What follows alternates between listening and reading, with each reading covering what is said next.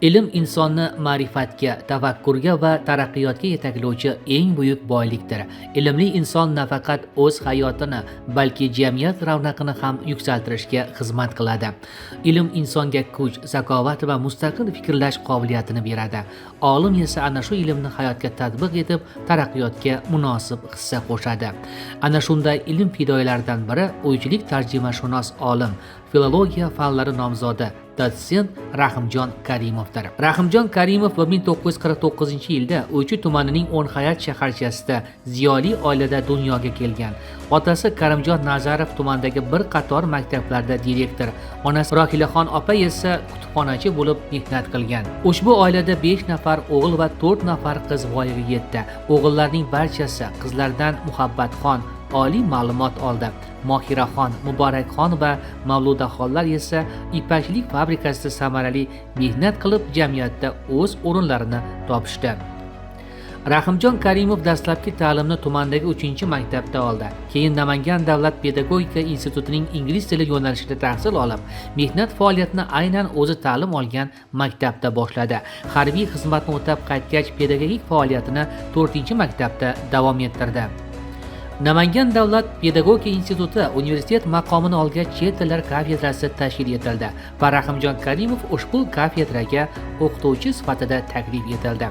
Keyinchalik ingliz tili kafedrasi katta o'qituvchisi, chet tillar fakulteti dekanining o'rinbosari, fakultet dekani, til o'rgatish markazi direktori hamda xorijiy filologiya fakulteti dekani kabi mas'ul vazifalarda samarali mehnat qildi. U 2003-yilda Boburnomadagi she'rlar xorijiy tarjimalarning qiyosiy tahlili mavzusida nomzodlik dissertatsiyasini muvaffaqiyatli himoya qildi.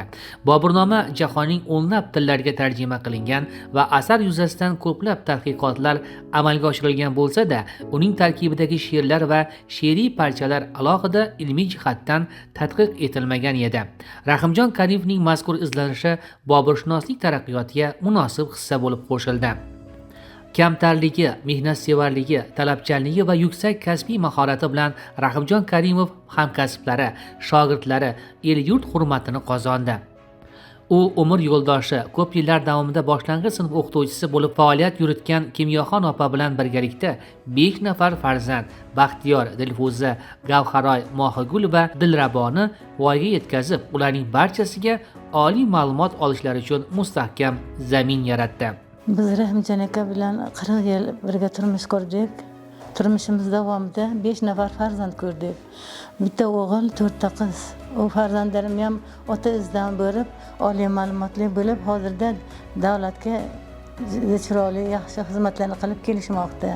Farzandlarim, nabiralarim ham bobosini izidan bo'lib, oliy ma'lumotli bo'lib o'qishga kirib borishdi.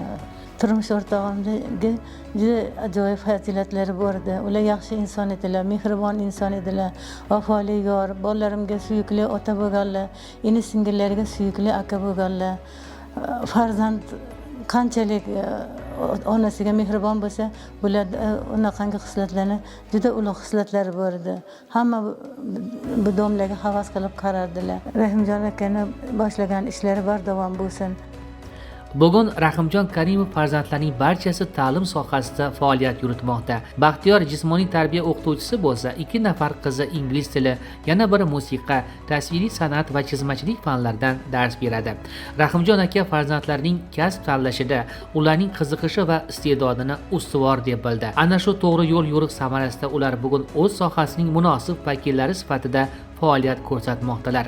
Rahimjon Karimov nafaqat yetuk olim va mohir pedagog, balki yuksak ma'naviyatli, bag'rikeng, insonparvar va mehribon ustoz edi. Oddiy o'qituvchilikdan fakultet dekanigacha, oddiy tadqiqotchidan filologiya fanlari nomzodi va dotsentlik darajasigacha bo'lgan sharafli mehnat yo'lini halollik, fidoyilik va ilmga sadoqat bilan bosib o'tdi. Uning boy ilmiy merosi, ustozlik maktabi va insoniy fazilatlari hamkasblari, shogirdlari va yurtdoshlari qalbida abadiy yashaydi. Rahimjon Karimovning hayoti ilmga sadoqat, mehnatga muhabbat va komil inson tarbiyasiga bag'ishlangan ibratli umr namunasi sifatida hamisha yodda qoladi.